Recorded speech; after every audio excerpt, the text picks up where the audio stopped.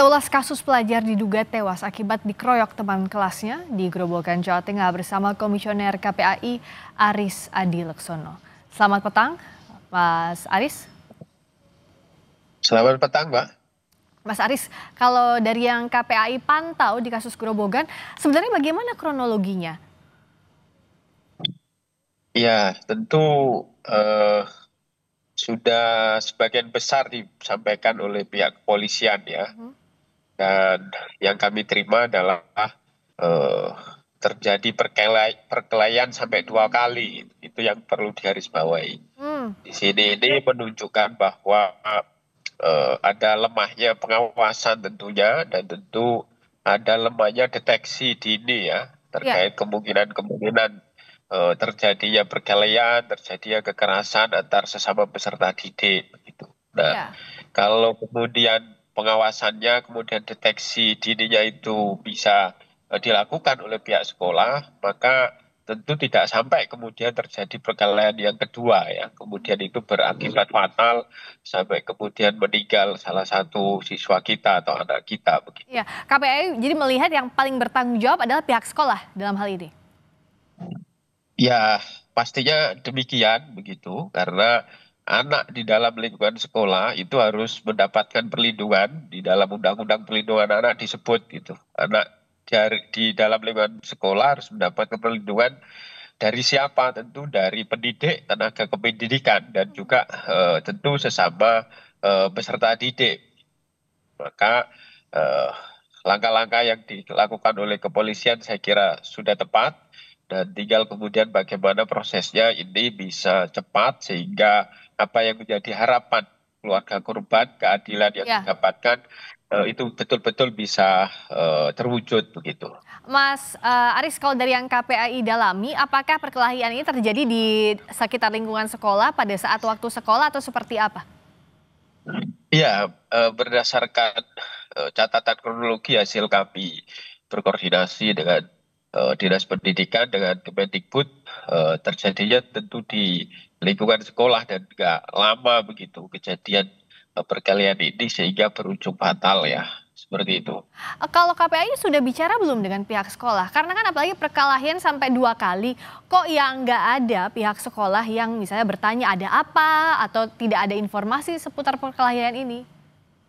Ya, tentu itu yang kemudian perlu didalami ya. Dalam hal ini pihak polisian pastinya begitu dan juga kami berkoordinasi dengan Irjen Kemendikbud dan dengan pihak sekolah gitu agar kemudian ini menjadi perhatian, menjadi evaluasi bagaimana kemudian pentingnya pengawasan dalam konteks memberikan perlindungan agar tidak terjadi kekerasan di satuan pendidikan dan Ya. juga tentu tadi yang kami tekankan ya, bagaimana satuan pendidikan melakukan deteksi dini terkait perilaku-perilaku yang akan apa namanya akan mengarah kepada terjadinya kekerasan, baik perilaku korban maupun perilaku dari pelaku. Karena sebenarnya kalau mampu mendeteksi kan itu bisa terkendali. Ya, Anak-anak pelaku itu cenderung agresif, anak-anak pelaku itu cenderung apa namanya merasa lebih begitu. superior Nah, begitu dia ya? akan ya superior dan dia akan cenderung mencari-cari perhatian, kemudian juga mencari korban yang kemudian dia memiliki karakter yang apa namanya kurang percaya diri, minder, inblander dan seterusnya. Nah, kalau dua situasi ini bisa dideteksi, bisa apa namanya diperhatikan begitu dilakukan pengawasan maka tentu ini bisa terkendali gitu sehingga hal-hal yang fatal ini bisa seminimal mungkin tidak terjadi di satuan pendidikan kita gitu. Mas, tapi di sisi lain juga kan pelaku ini masih di bawah umur. Bagaimana KPAI mendampingi baik itu pelaku maupun korban?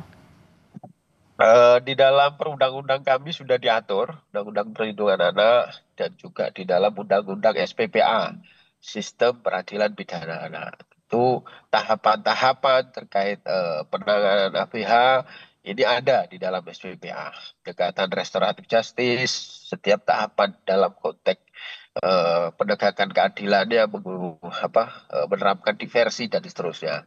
Tentu mekanisme yang diatur di undang-undang ini harus kemudian dijunjung pihak kepolisian mengacu kepada itu tentunya dan pada tahapan-tahapan berikutnya misalkan di pengadilan dan seterusnya. Dan yang paling penting tentu bagaimana hari ini pihak sekolah, pihak pemerintah daerah memberikan perhatian terhadap korban, keluarga korban. Mulai dari pendampingan secara psikososial, kemudian pendampingan hukum jika dibutuhkan, bahkan kemudian juga bantuan sosial pastinya. Karena kita tahu pasti korban dan keluarganya merasa sangat terpukul Iya begitu. pasti. ABH yang di bawah umur ya sekali lagi ada mekanisme SPPA yang kemudian bisa apa namanya ditegakkan ya, yang bisa diterapkan dalam konteks memberikan keadilan kepada korban. Mas, dan juga yang harus dilakukan adalah kan pengawasan ini apa yang bisa didesak dari pihak sekolah? Karena kan kejadiannya sudah ada. Apakah memang proses hukum juga harus dikenakan terhadap sekolah tersebut? Saya kira belum bisa menyimpulkan sampai sejauh itu, Mhm. beri kesempatan kepada kepolisian untuk Ya. melakukan penyelidikan kan gitu. Dan tadi kepolisian juga sudah menyampaikan sementara ini sementara ini ada dua terduga gitu Mhm. atau APH begitu. Ya. Tentu akan diproses lebih lanjut, Mhm. kemudian pihak-pihak mana yang kemudian terlibat dan seterusnya. Saya kira ini kita harus hormati proses ini.